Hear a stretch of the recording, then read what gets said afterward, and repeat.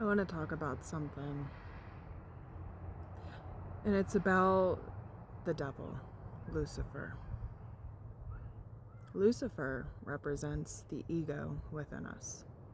It represents the darkness, this jealousy, this envy that we feel in day-to-day life.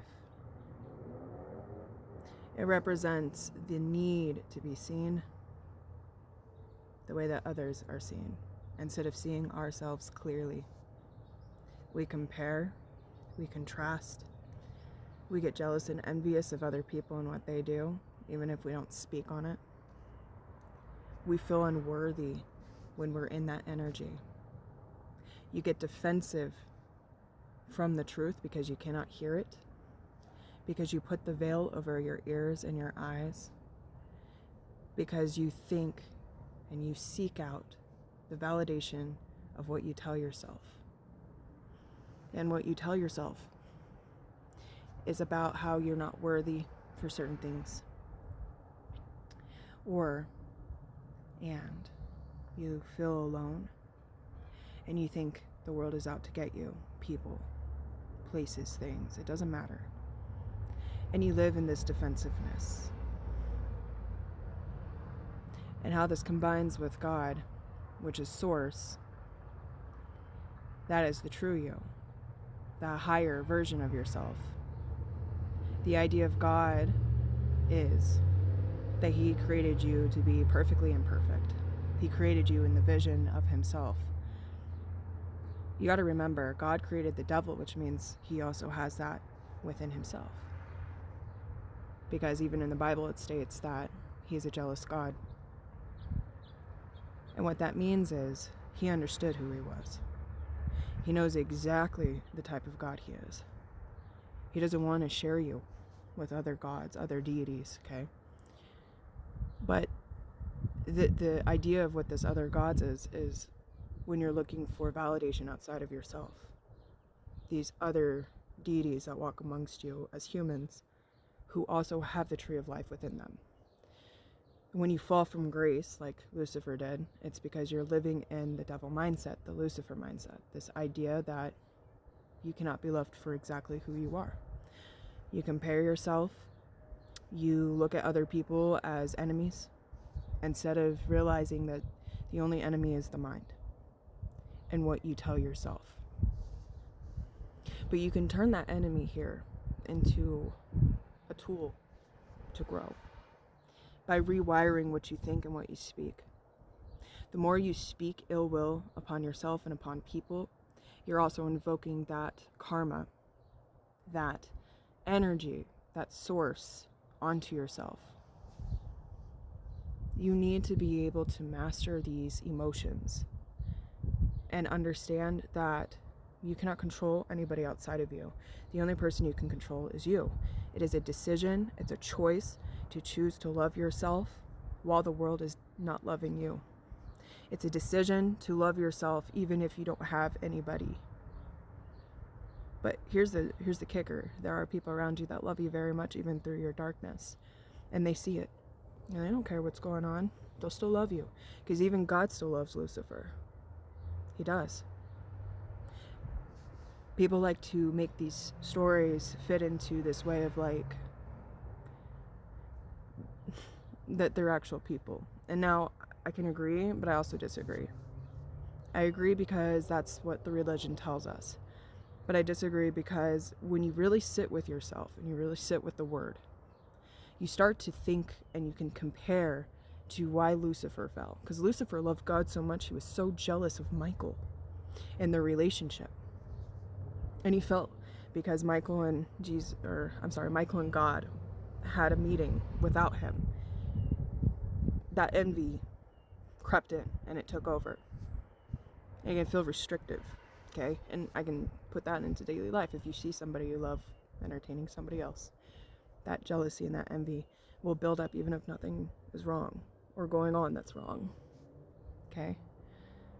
So from what I'm really like sitting here and I've been contemplating for a while, and I've actually like deep dived into this and just kind of, separated it for myself along with just like situations that I've experienced. It's a discovery that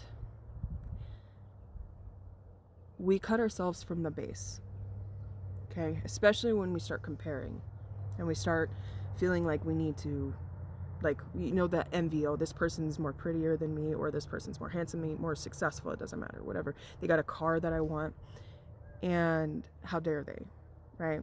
That's unfair. This life is unfair. But the thing is like, what have you done to put in the work to go towards that vehicle that you want, that dream vehicle? And the truth is you can't do that kind of stuff by working a 9-to-5. You got to be able to build something within yourself that you like and that you are passionate about, and not live somebody else's dream under their reign. Because at that, how I'm looking at it is like you are worshiping their company, okay? You are under their regime, you're under their blessing, so to speak. And I'm not saying, look, don't take it out of context. It's a metaphor. It's all a metaphor. When you start building, you start growing. Your tree of life will start to sprout, okay? Because even dead trees can come back. They grow, they regrow. And you can also regrow. And when you stop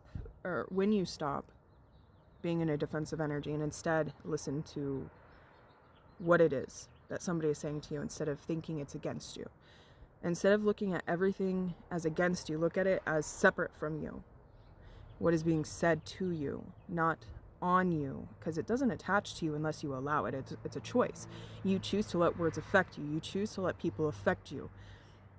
When you stop giving people the energy and the power over you, you start to stand into this new self-profound realization that nothing can affect you. You give it as much power as you consume it, as you agree with it. So if somebody came over to you and was like, oh, you're ugly, this and that, if you believe that you're ugly, yeah, it's going to stick to you like glue, because that's what you tell yourself every day. Because you can't see past the veil, because your eyes are covered by lies, because the devil is a liar. So what that means is, hear no evil, see no evil, speak no evil. It's the same concept. You can only see lies, hear lies, and speak lies because of how you feel. Because you don't feel worthy, because you compare, because you think that everyone's against you. And when people are trying to tell you something, even if it is not wicked, that is all you hear, because you look for the subtle cues that validate that emotion, that feeling that you have about yourself. That's why you get defensive. That's why you get angry. That's why you get frustrated when people tell you things, because you feel triggered by what you think about yourself. You are the reflection. How you react to things is the reflection of actually how you feel internally. And you need to master that part of yourself. It takes time, but you need to sit with it. And anytime that you start feeling angry or agitated by what somebody's saying, step the fuck back. Sit the fuck down and listen. Listen without your ego getting in the way, because that's self-sabotage. You can ruin good friendships with people if you're looking for all the reasons to why they aren't good to you, or the reasons why you feel like they're against you, or what they're saying to you is just trying to harm you in some way. And now I'm not saying there's not bad people out there. Please don't twist my words. But you need to separate your ego from it, and you need to sit and listen to what people are saying and what they're doing, instead of being in a defensive energy. Because here's the thing, at the end of the day, words don't stick to you unless you allow them. Everything is a choice. You get to choose to be angry about this world and about how it's not fair for you. You get to decide if the world is actually working with you, okay? You get to make that decision and build and grow, because you can make anything you want on this planet. You can make anything you want successful. It takes dedication and time. It takes determination. It takes you deciding that you're going to pursue this, no matter how long it takes, to make your dreams